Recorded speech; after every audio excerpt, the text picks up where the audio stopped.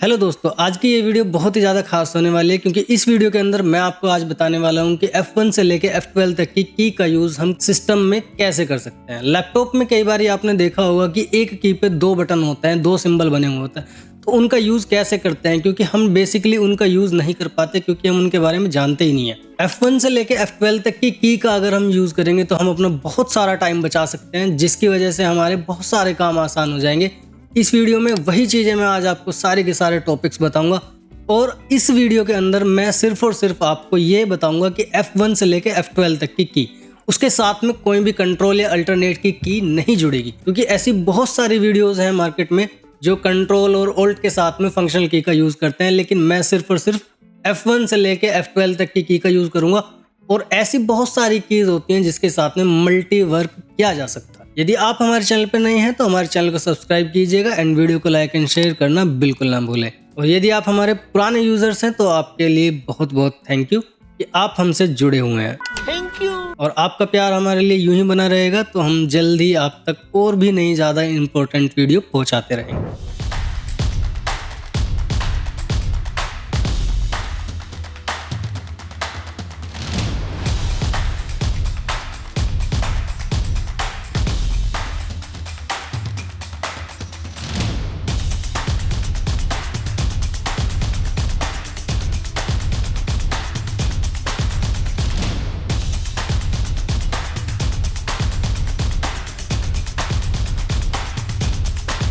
चलिए दोस्तों, शुरू करते हैं फिर आज की ये क्लासेस। ये जो F1 से लेके F12 तक की कीज़ होती है, इनको हम फंक्शनल की के नाम से भी जानते हैं। जैसे कि मैंने एक वीडियो में आपको बताया था कि कीबोर्ड के अंदर कितने प्रकार की होती हैं, उन्हीं में से ये एक टाइप है की का। आज हम इसमें जानेंगे कि F1 का यूज़ हम किस लिए कर सकते हैं। जैसे कि आप नॉर्मली अपने कीबोर्ड पे प्रेस करेंगे F1 प्रेस करते ही ये आपको देखने को मिल जाएगा कि यहाँ पे इसका क्या यूज़ हो रहा है। कि अगर कोई भी F1 के साथ में ब्राउज़र आपका अटैच्ड है तो यहाँ पे आपको देखने को मिलेगा कि F1 से हेल्प का ऑप्शन आपका पॉपअप हो जाएगा। अगर आप बात करें कि विनवर्ड की, अगर MS वर्ड आप ओपन करेंगे या कोई भी और सॉफ्टवेयर अदर सॉफ्टवेयर यूज़ करेंगे तो जैसे ही आप उसके अंदर F1 प्रेस करेंगे तो F1 से हेल्प मेन्यू ओपन हो जाएगा, जिसकी मदद से आप कोई भी हेल्प ले सकते हैं किसी भी टॉपिक्स के बारे में। नाउ नंबर इज 2 F2 का क्या काम होता है हमारी किसी भी स्क्रीन पर। जैसे कि आप यहाँ देखते हैं, हम इसको क्लोज किए हैं।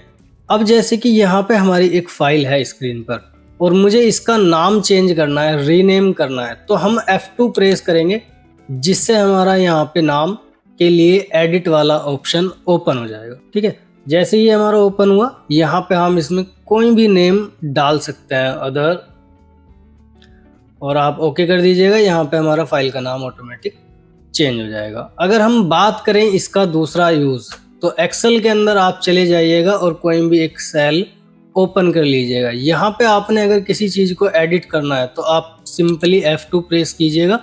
या कई बार ऐसा भी होता है हमारे साथ में कि हमने किसी सेल के अंदर फॉर्मूला लगाया हुआ है और उस फॉर्मूले में आप थोड़ी सी चीज़ें चेंजेस करना चाह रहे हैं, तो आपको उस पूरे फॉर्मूले को रिमूव करने की ज़रूरत नहीं है। आप सीधा उस फॉर्मूले पर जाकर F2 प्रेस कीजिएगा और जो भी चेंजेस करने हैं उसको आप इजीली कर सकते हैं।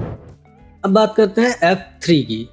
नंबर 3 F3 का क्या यूज़ होता है। F3 से हम अपने अगर प्रेस करते हैं तो हम सर्च बार में डायरेक्टली एंटर कर सकते हैं।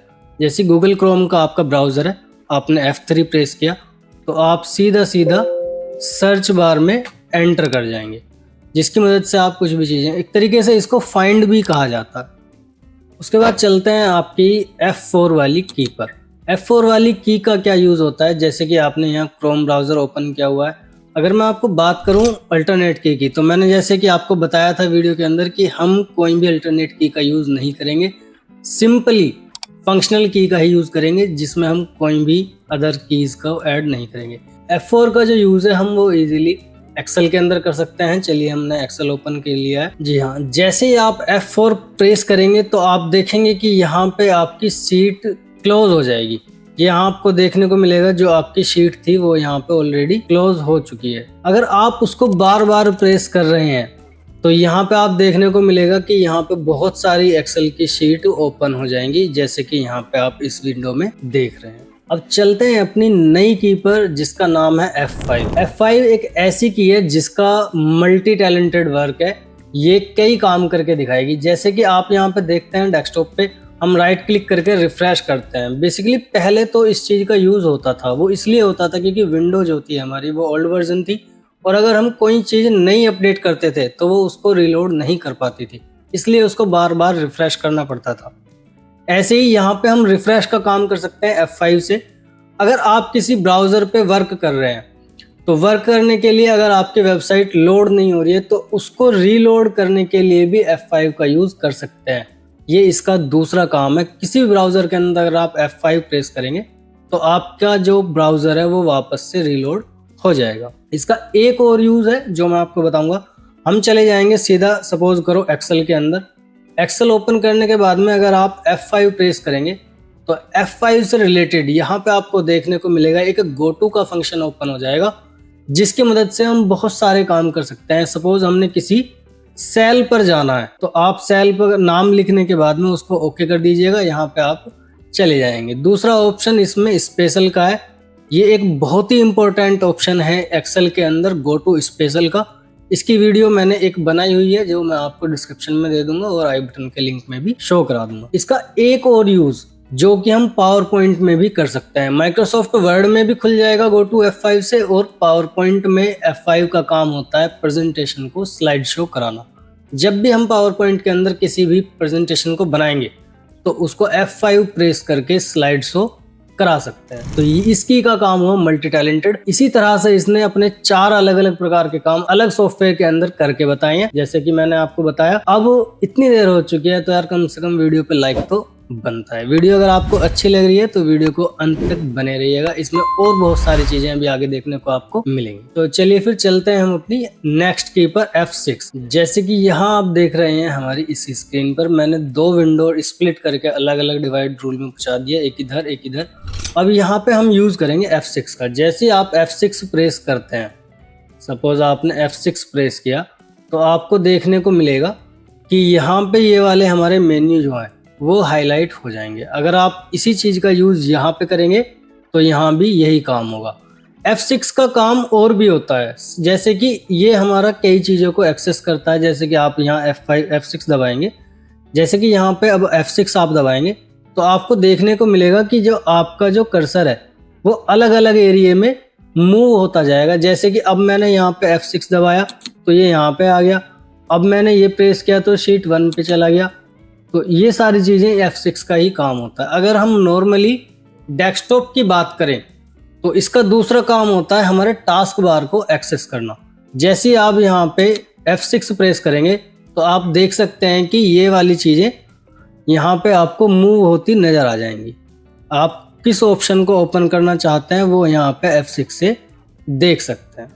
F6 का एक बहुत ही अच्छा उपयोग यहाँ पे हम क्रोम ब्राउजर के अंदर भी यूज कर सकते हैं। जैसे कि हमने अपने इस URL बॉक्स को एडिट करना होता है तो हम सिंपली माउस से यूज करेंगे, लेकिन अगर हम F6 डायरेक्ट प्रेस करेंगे तो आप सीधा URL बॉक्स में एंटर कर जाएंगे, और इस मदद से आप कोई भी नई वेबसाइट अगर इसके अंदर डालना चाहते हैं तो आप सीधा उसको वेबसाइट का नाम लिखिएगा और एंटर प्रेस कर दीजिएगा। इस तरीके से हम इस F6 का यूज यहाँ पर भी कर सकते हैं। आ चुके हैं हम अपने F7 वाली की पर। F7 की का यूज जो हम करते हैं वो माइक्रोसॉफ्ट वर्ड के अंदर स्पेलिंग एंड ग्रामर को चेक करने के लिए करते हैं।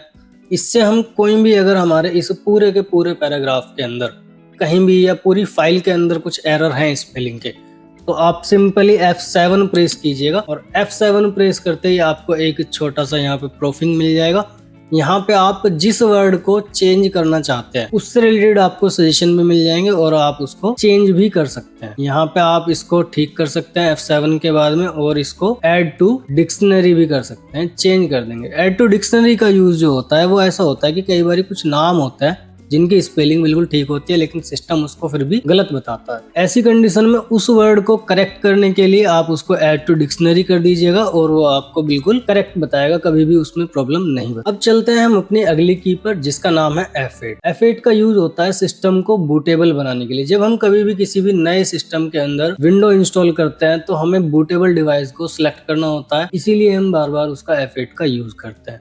अगर हम बात करें इस की का यूज एक्सेल के अंदर, तो एक्सेल के अंदर भी इसका की का यूज है। हमने जैसे ही यहाँ पे अपनी एक्सेल ओपन की है, एक्सेल ओपन करने के बाद में अगर हम कोई भी एक फाइल ओपन कर लेते हैं, अब यहाँ पे हमारा F8 का क्या काम होता है, जैसे आप F8 से ही आपका सिलेक्शन का लॉक लग जाता है और F8 से ही आपका सिलेक्शन का लॉक हट जाए। F9 का जो यूज करते हैं हम, वो करते हैं एक्सेल के अंदर। F9 के और भी अल्टरनेट यूज है, लेकिन हमने वही बात है कि हमने जो बताना है सिर्फ और सिर्फ खाली फंक्शनल की का यूज बताना है, जिसका हम यहाँ पे एक्सेल में उपयोग करेंगे। हम जैसे कि यहाँ पे हमने एक फॉर्मूला लगाया = सम और इस एरिया को सिलेक्ट कर दिया। F9 का जो यूज हमारा यहाँ पे है, यहाँ हम एक्सेल में उसका यूज करेंगे। जैसे यहाँ पे हमने प्रेस किया = सम और ब्रैकेट लगाने के बाद में हमने इस एरिया को यहाँ पे सिलेक्ट किया।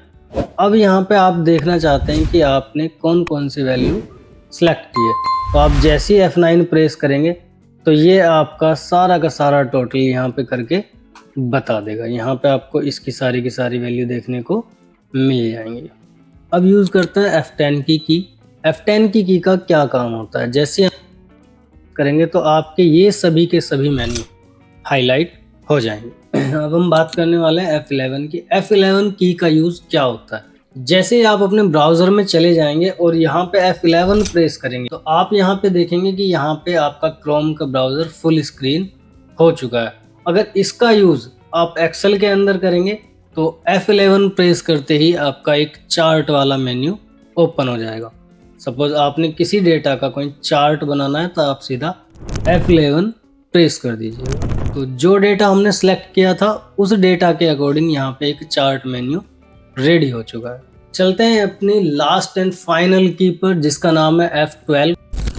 F12 से हम क्या कर सकते हैं, F12 से हम अपनी फाइल को सेव एज कर सकते हैं। सपोज आपने कोई फाइल अपनी बनाई है और उसको आप नए नाम से सेव करना चाहते हैं, तो आप F12 प्रेस करके सेव कर सकते हैं। इसका दूसरा यूज अगर मैं आपको क्रोम ब्राउजर में बताऊं, आप सीधा क्रोम ब्राउजर में चले जाइएगा। ये जो F12 की है, इसका यूज हम क्रोम ब्राउजर में या किसी भी वेबसाइट के थ्रू भी कर सकते हैं। हमने क्या करना है कि सीधा F12 प्रेस करना है। F12 प्रेस करने के साथ साथ यहाँ पे आप देखेंगे अपने डेस्कटॉप पे कि जो इसकी कोडिंग है वेबसाइट की या किसी भी वेबसाइट के पेज की, वो आपको दिखने लग जाएगी। उसमें आपको दिखेगा कि कौन कौन से कोड यूज हो रहे हैं और कौन कौन से टैग उस वेबसाइट को बनाने के लिए लगाए गए। आशा करता हूँ वीडियो आपको पसंद आई होगी, और इस वीडियो के अंदर अगर कुछ चीज़ें आपको नहीं मालूम थी, क्या क्या नहीं मालूम था, वो चीज़ें आप मुझे कमेंट सेक्शन में बताइएगा, जिसको मैं आपको सॉल्व कराने में मदद